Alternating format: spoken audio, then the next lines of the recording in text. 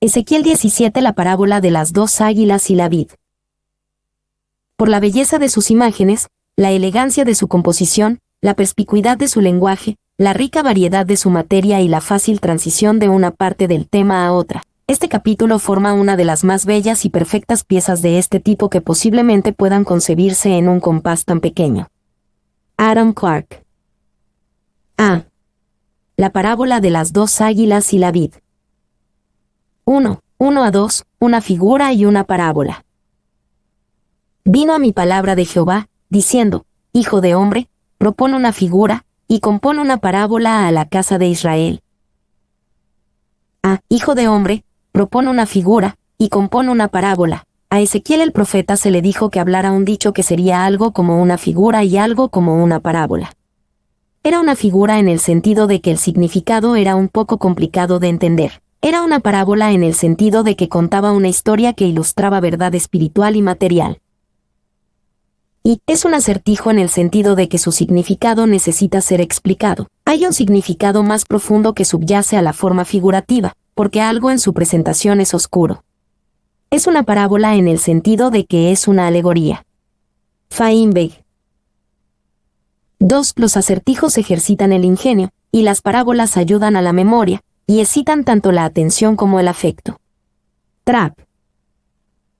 3. La forma en que las plantas y los animales se relacionan en la historia, actuando como si fueran humanos, habría divertido a cualquier audiencia, y sin duda contribuyó a la reputación del profeta como alguien que profiere parábolas. Ezequiel 20:49.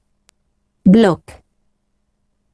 B. A la casa de Israel. Una vez más Dios se refirió a lo que era principalmente el reino y la tribu de Judá como la casa de Israel como un todo. La parábola describe los acontecimientos entre el tiempo del exilio del rey Joaquín, 597 a.C., cuando también Nabucodonosor colocó a Sedequías en el trono de Judá, y el año en que Sedequías se rebeló contra Babilonia porque confiaba en la promesa de la ayuda de Egipto, 588 a.C. Y, en la alegoría de un espósita en el capítulo anterior, Ezequiel estaba tratando con la enfermedad espiritual y moral de Israel. En este mensaje se refería a su insensatez política y maldad. Morgan. 2, 3 a 6, la primera águila de la parábola. Y dirás, así ha dicho Jehová el Señor, una gran águila, de grandes alas y de largos miembros, llena de plumas de diversos colores, vino al Líbano, y tomó el cogollo del cedro. Arrancó el principal de sus renuevos y lo llevó a tierra de mercaderes, y lo puso en una ciudad de comerciantes. Tomó también de la simiente de la tierra, y la puso en un campo bueno para sembrar, la plantó junto a aguas abundantes, la puso como un sauce. Y brotó, y se hizo una vid de mucho ramaje, de poca altura, y sus ramas miraban al águila, y sus raíces estaban debajo de ella, así que se hizo una vid, y arrojó sarmientos y echó mugrones. Una gran águila. La parábola se refiere a un águila grande y majestuosa que fue al Líbano y tomó la rama más alta de un árbol de cedro. El águila luego la llevó a una ciudad de comerciantes.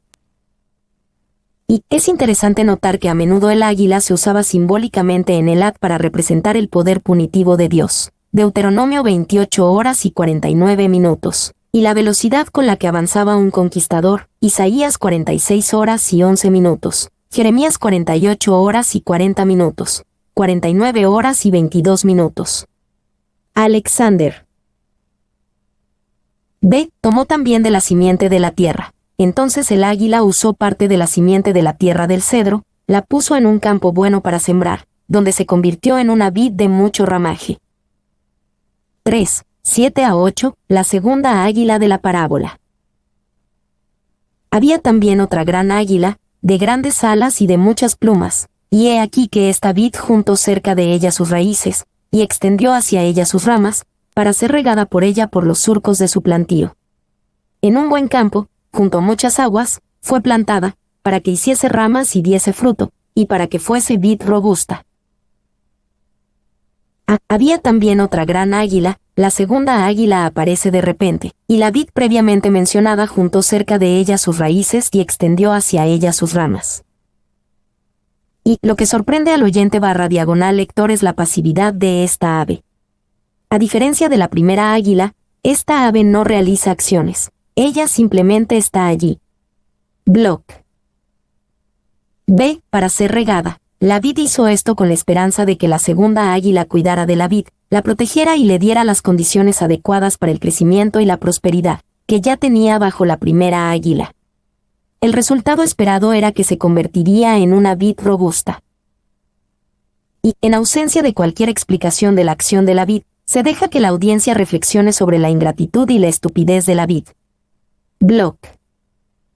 4, 9 a 10. Las observaciones de Dios sobre esta vid. Diles, así ha dicho Jehová el Señor, ¿será prosperada? ¿No arrancará sus raíces, y destruirá su fruto, y se secará? Todas sus hojas lozanas se secarán, y eso sin gran poder ni mucha gente para arrancarla de sus raíces. Y he aquí está plantada, ¿será prosperada? ¿No se secará del todo cuando el viento solano la toque? En los surcos de su verdor se secará. ¿Ah, será prosperada? Dios hizo la pregunta, revelando el destino de la vid. Las preguntas retóricas muestran que no prosperaría, que la primera águila arrancará sus raíces, y destruirá su fruto, y se secará. Y la cuestión crítica es, ¿sobrevivirá la vid después de que se haya alejado de la primera águila y se haya orientado hacia la segunda? Block. B. ¿No se secará del todo cuando el viento solano la toque? Aunque la vid extendió raíces y ramas hacia la segunda águila no podría protegerla contra la tormenta que se avecinaba. La vid perecería. Y la redirección de las ramas de la vid hacia la segunda águila, en lugar de tenerlas extendidas en el suelo, y sus raíces hacia arriba, en lugar de profundizar en el suelo fértil y bien regado, había hecho que la planta fuera extremadamente vulnerable a la fuerza fulminante del viento. Block. 2. La vid seguía siendo de Jehová, y las águilas también estaban en su poder. Por lo tanto, el trasplante de la vid fue en vano. Morgan. B. El significado y la aplicación de la parábola. 1. 11 a 15. El significado de la parábola de las dos águilas.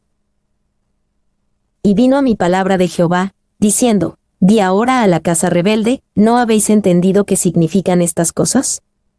Diles, he aquí que el rey de Babilonia vino a Jerusalén, y tomó a tu rey y a sus príncipes, y los llevó consigo a Babilonia. Tomó también a uno de la descendencia real e hizo pacto con él, y le hizo prestar juramento, y se llevó consigo a los poderosos de la tierra, para que el reino fuese abatido y no se levantase, a fin de que guardando el pacto, permaneciese en pie.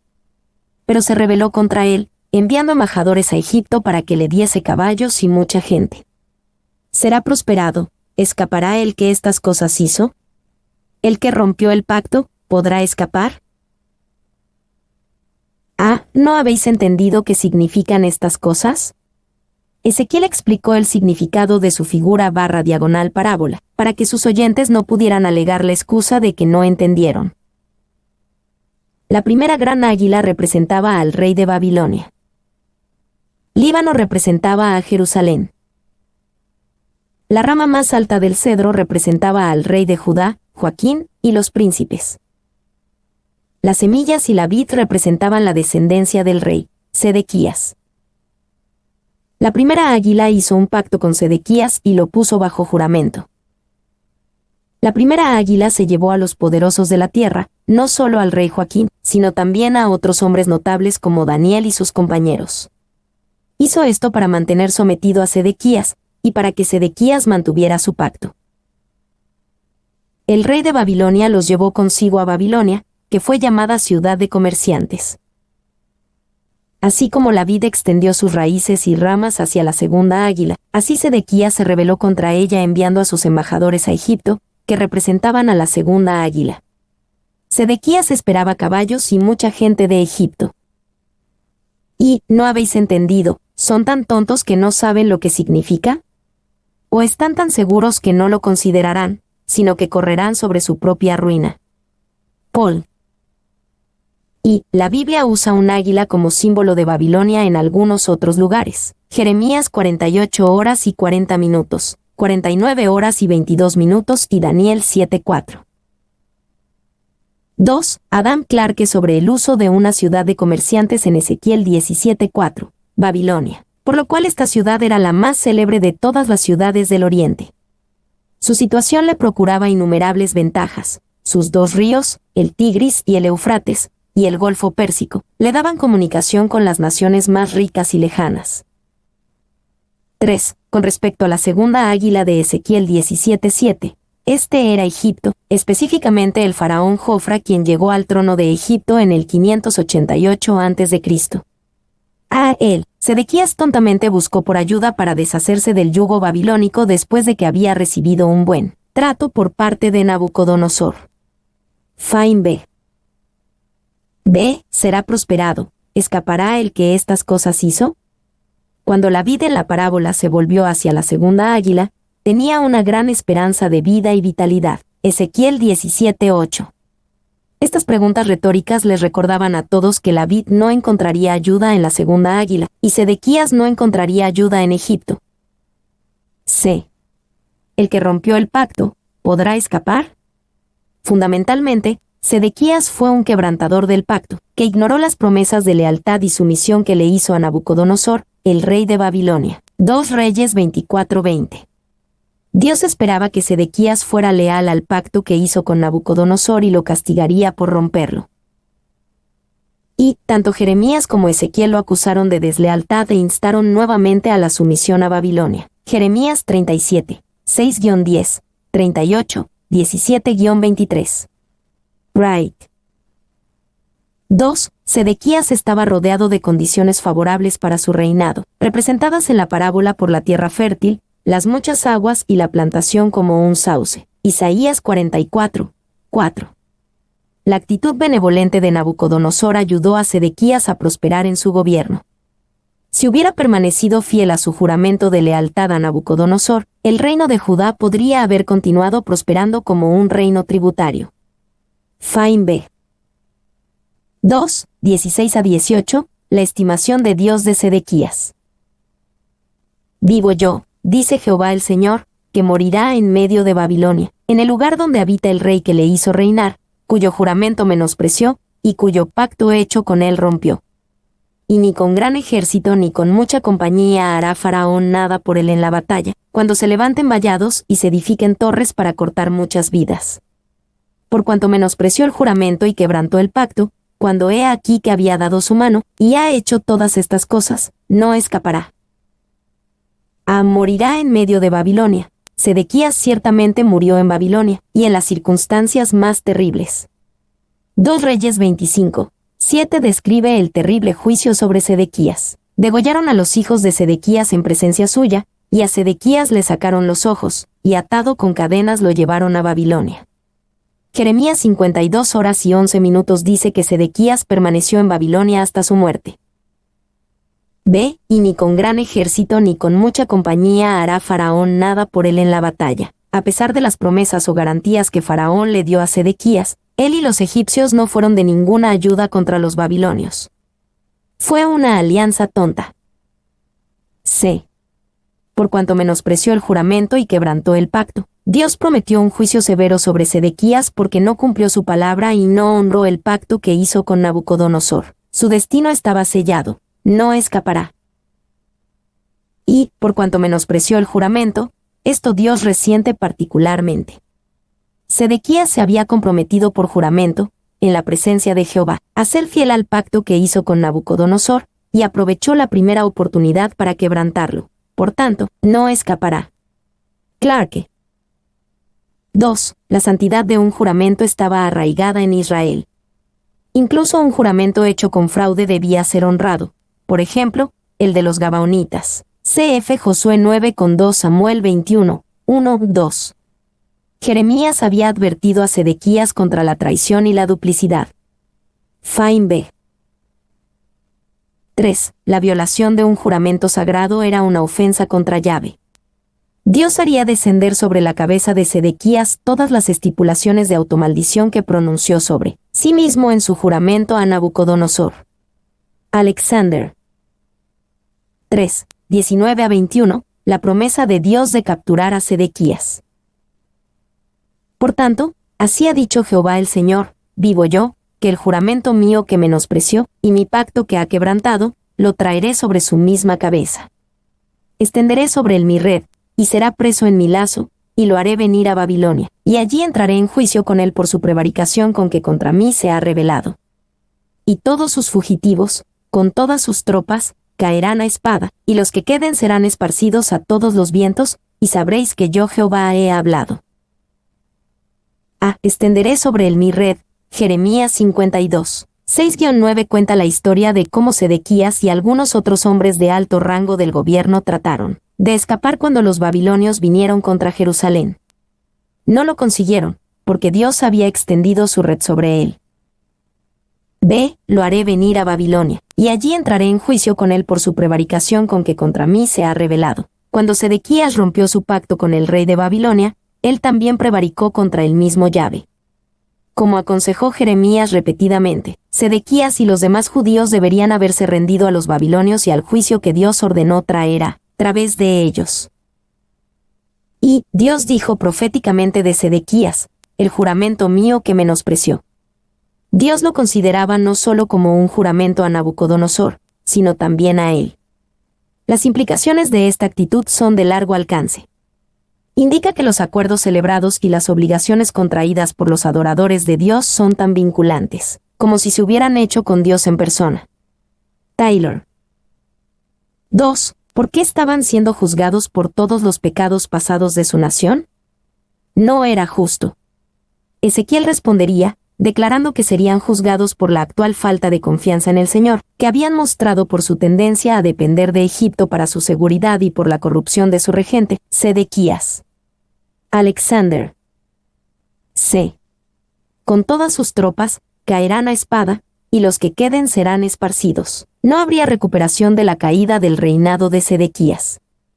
Judea sería conquistada por completo. Y, tan claramente como pudo declararlo, Ezequiel mostró que el desastre político de Judá era atribuible a la debilidad moral y al engaño. Una vez que se dio la mano en señal de acuerdo, esa palabra debería haber sido todo el vínculo necesario. Fain B. 4. 22-24, la esperanza y la promesa de restauración. Así ha dicho Jehová el Señor, tomaré yo del cogollo de aquel alto cedro, y lo plantaré. Del principal de sus renuevos cortaré un tallo, y lo plantaré sobre el monte alto y sublime.